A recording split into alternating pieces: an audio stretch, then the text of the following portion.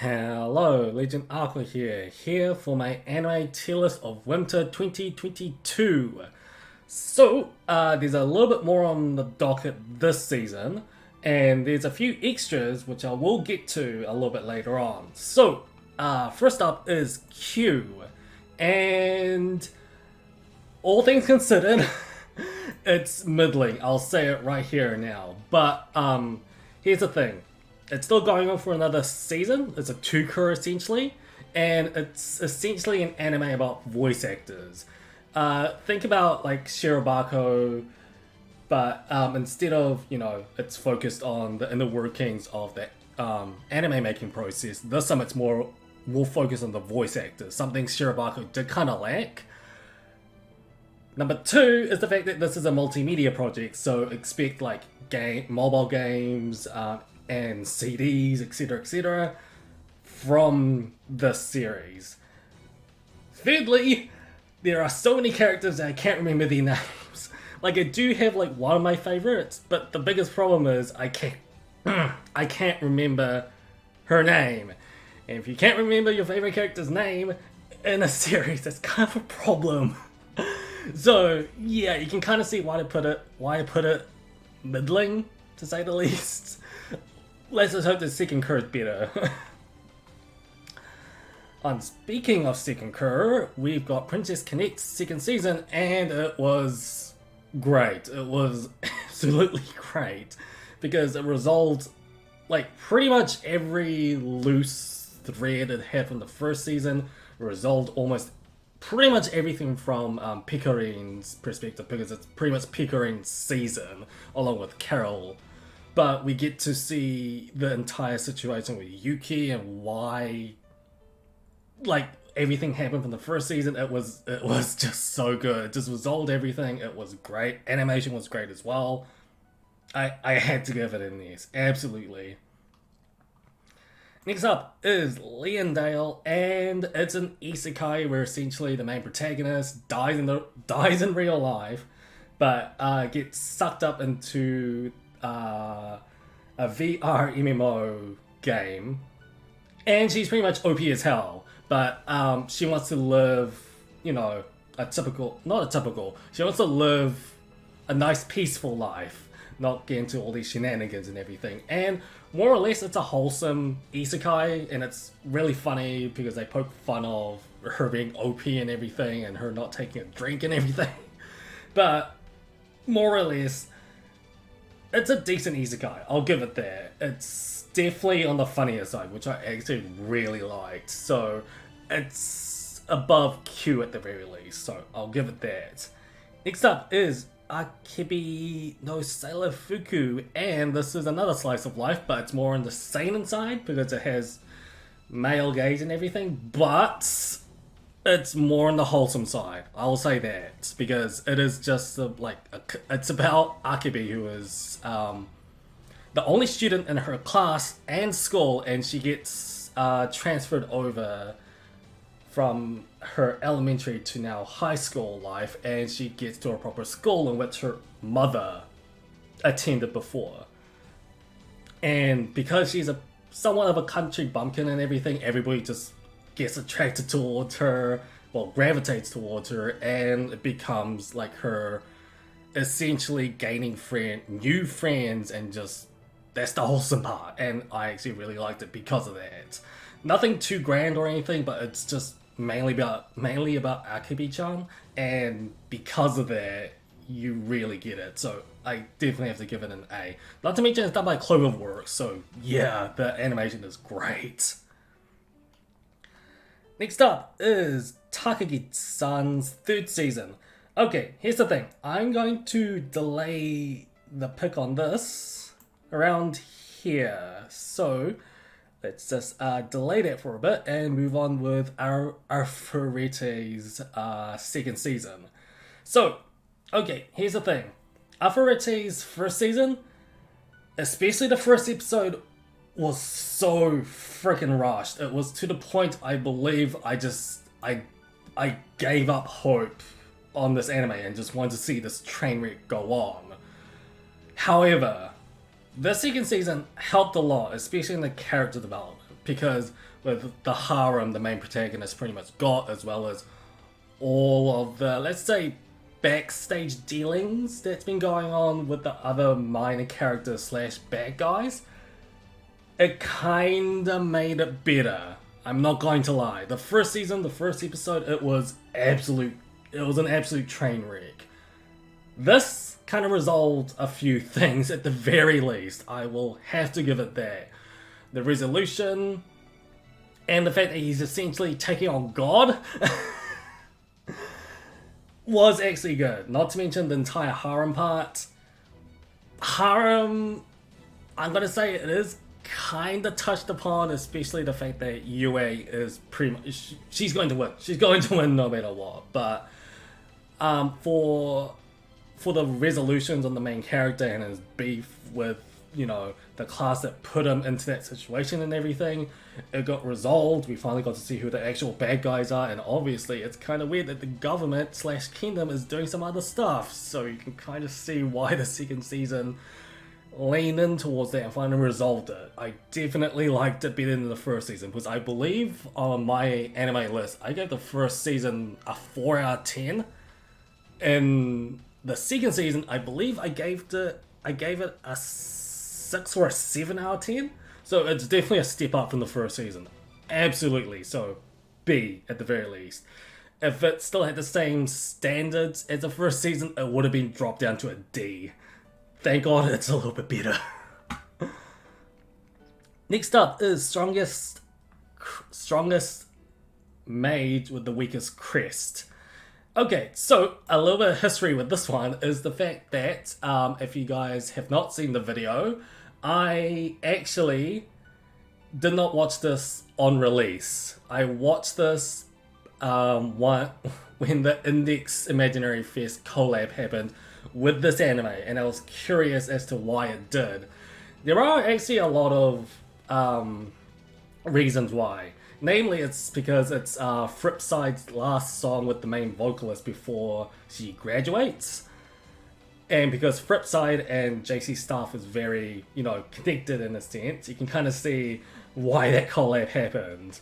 The isekai thing and everything else, not so much connected, but it's just mainly for the fact that this anime and Index Imaginary Fest, same animation studios of JC Staff, and Fripside opening, and therefore the promotion of it. That's kind of why the collab happened. Okay, with me rambling with that out of the way, what did I think about this isekai? It's your typical fare, unfortunately. Unfortunately, yeah, I kind of duped you there. But it did have one bright hope, which is mainly in the form of Iris. She is probably the best character in this anime. Luri, for me, comes to a close second, and Matthias, not so much. He's pretty much an exposition machine, because he's trying to explain everything. We do get into the fact that he was pretty much like a demigod. Actually, no, he was a god who created a lot of the magics before he got reincarnated, and that's why we know he's so OP. But he's still so OP that he has to exposit everything. I didn't like that about Matthias as a whole, and therefore it got really typical for the typical isekai stuff. Iris was the only bright spot. If Iris was not in the anime, it would have been a D. I'm not kidding. Overall, your typical isekai fare, I'm okay with it. I've seen worse isekais. Trust me. Next up is Shumatsu no Haram, and yeah, so from last season's tier list, obviously only the first episode came out. This finally finished everything, and I enjoyed it. Obviously, it is an Ichi fest and everything, not to mention the fact that like freaking Crunchyroll censored even a kiss. Like, are we going that far to the point that it's going to be like what? The Fire Emblem's head pat censoring? Like, seriously? It was useless as well, because we knew what happened. Are they that Puritan enough that they actually did that? Which they did, and I just... the censorship was insane. But in terms of the actual anime itself, we knew there was, bad things afoot from the organization as a whole, and the fact that the 3 male protagonists, they all did something different. So let's just say all 3 main protagonists, actually I'm not gonna say 3, it's more like 2 to be honest. Both main protagonists goes their own different ways as to the new world that they're stuck in. One of them is trying to find their previous lover before the cryogenics happen, and the other one, I'm not going to talk about it that much, but let's just say he's going in a completely different direction.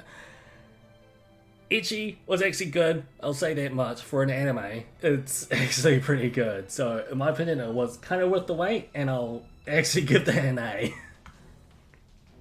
Okay, so Takagi-san and my dress-up darling. So you are going to be kind of surprised what I'm going to do now.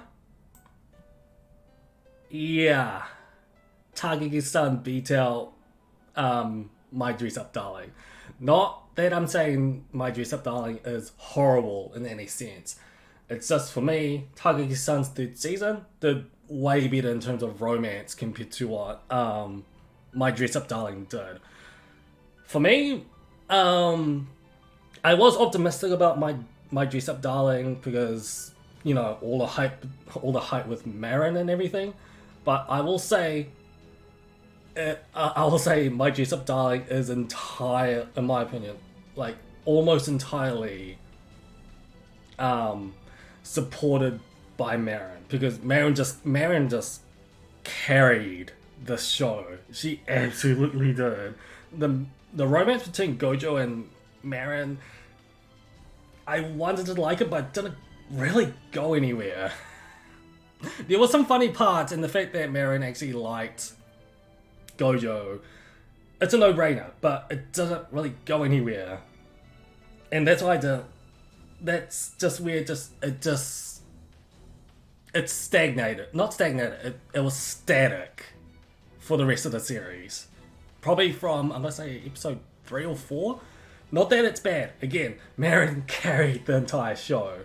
But in terms of Takagi-san, Takagi, we saw all the signs, and the fact that they were nearly going to the confession and everything, and pretty much it was blurted out. Not to mention there was a fast forward to what we presumed is Takagi and the main protagonist's daughter. Yeah, I'm not kidding. And that, like, I wanted to like my dress-up darling a little bit more, and I still liked it because I was in with the hype train and everything, but by the end of it, it was static. I wish it got a little bit more deeper into it, but I'll say at the very least, it was still decent. I'll give it an A at the very least. But Takagi-san, in terms of romance, definitely beat it out. I can't. I wanted to, but I can't. So, Attack on Titan Final Season Part 2 gets an A. Here's the thing. For a final season, it was announced it was announced after the final episode that there is a final season. Conclusion arc. There's one more season to be had.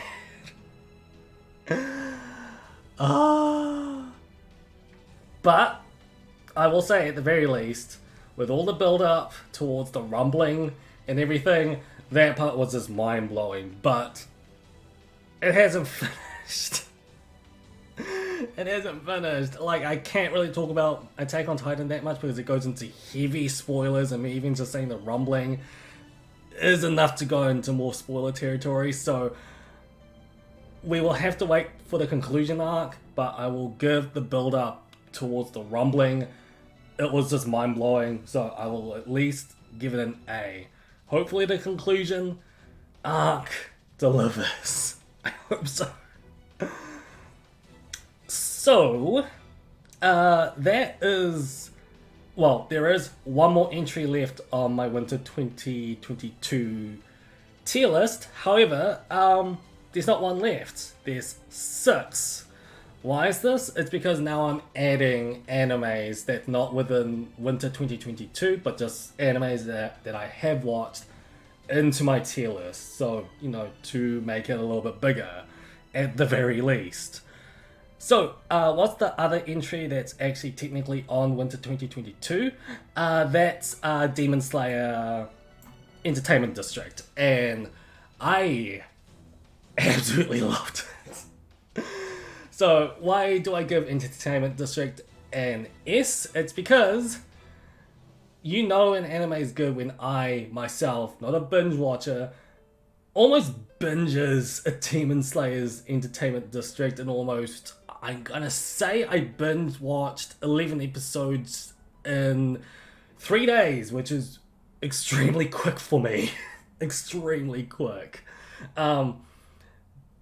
Do remember that in 3 days, it means that obviously Demon Slayer finished and then I picked it up afterwards and then I started almost binge watching it. That's why I'm saying 3 days.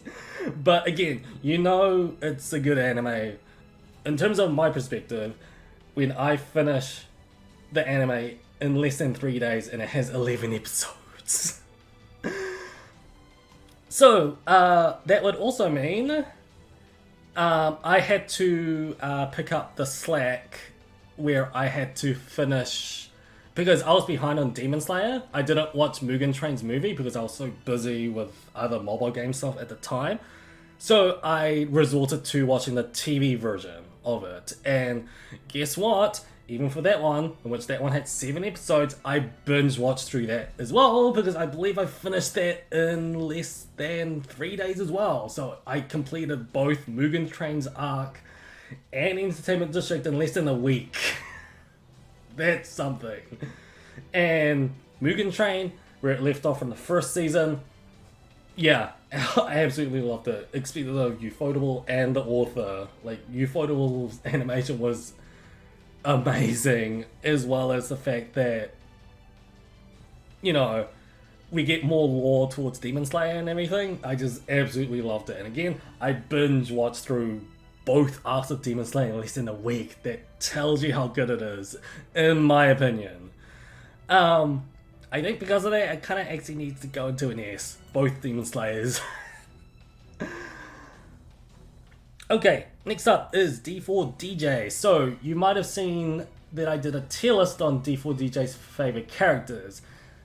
That is because I obviously started playing D4DJ's mobile game, and that got me curious about the anime and its characters, which you get so much from the mobile games.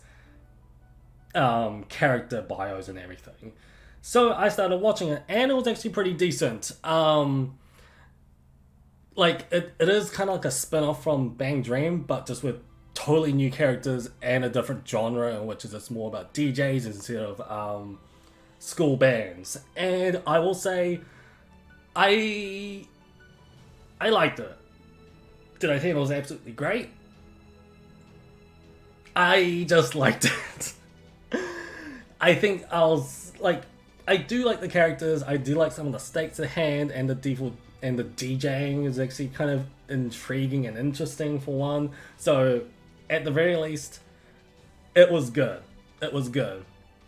But considering it's a very, very heavy-weighted season, yeah, it's got a lot to do. It had to do a lot more if it wanted to go into A. So, at the very least, I'll give D4DJ more than a passing grade. Definitely. Next up is I actually watched Orisuki. And this one surprised the hell out of me. I actually very much liked it because, I was intrigued by the main character, Pansy. And if you know that I actually did a community post about this main heroine, I was not expecting what was going to essentially happen in this romance series, and it's I think the best way I can say it is that it does the subversion of a romance love triangle in which all the characters are important, but every consequence, like every action that the main character and every other character does has severe consequences towards it. And that in itself is actually way more interesting for what a typical romance anime does. Yes, I'm kind of looking at you. Dress up, darling. But like Orisuki, it was intriguing. It caught, like, I believe, like, I also rushed this anime as well. I believe I finished this in 4 days, 5 days if you include the OVA. Like, the anime where it ends, it goes into a new arc, and this new arc is in the form of an OVA, which goes on for an hour and just pretty much resolves everything that happened. If it was just an anime series, it would be an 8 for me, which I believe I actually did right there on my anime list. The OVA, however, it's an absolute 10. I was not expecting it. Again, main character and every other character, every action has a severe consequence, and I absolutely loved it. That the fact that they actually went through with it, and the fact that there's a lot of red herring irony towards a lot of the stuff that happens. And again, it made me love every single character. That's very hard to do. Although I'll say that Pansy is my favorite character, absolutely. Mainly because, you know, Megan Uta Kasumi Goka, in which she has main heroine status. Like, that's always interesting enough. Yeah, I was absolutely love Orisuki. If you haven't seen this anime, I suggest watching it. Actually, more or less, if there's any anime that's on S, watch it. Okay, last up is the movies that I watched, and that is Camelot's second half and Solomon. So, okay. If I absolutely have to, both of them are an A, but I think I need to put Camelot in B at the very least, because Camelot's second half pretty much had to carry all the misdeeds the first half of Camelot's movie had to do. But it was still good. I'll say that much, because at the very least, like, it gave us like beautiful animations as per usual from this time A1 Pictures, but still, I will say, for what it did with the Camelot Singularity, even though they rushed the first half, the second half, they tried to redeem it, and they tried. It's still great, but it was kind of a mess because of the first half, but the second half was still good. I'll give it that. Solomon, however, was actually pretty good because it did all the storyline beats from the actual game. Obviously, you guys know that I play Fate Grand Order, and I've been through Solomon's arc 3 times already. But for what it did, it was still great. Like, Mash got the spotlight, as well as Ritsuka and Solomon. It was great. It was a great ending towards what the Solomon Singularity was. I do hope that with the success of Solomon, they maybe do like Epic of Remnant or Lost Belt. I would really like to see that in movie or TV form. On speaking of which, I will at the very least say, if Camelot got the TV treatment, it would have been so much better. It would have been just like Babylon. They wouldn't have rushed it. It would have been so much better. But again, because of its rush state from the first half, the second half had to take a lot of slack. It had to take all of that in and just try to rewrap all of its storylines and characters back to the story and get to the finale, but they at least did their best. So, yeah, that's my tier list. Obviously a top-heavy season, and yeah, lots of heavyweights. I'll at the very least say that I am like after the season ended with, I believe it was the last anime that finished was Attack on Titan. Um, During that time, I was and still am watching Macross Delta, but I'll talk about my opinions on that in the next season's anime's tier list. So with that, what do you think about my tier list? And let me know, I guess. With that, that'll do it for me. See you next season. LA out.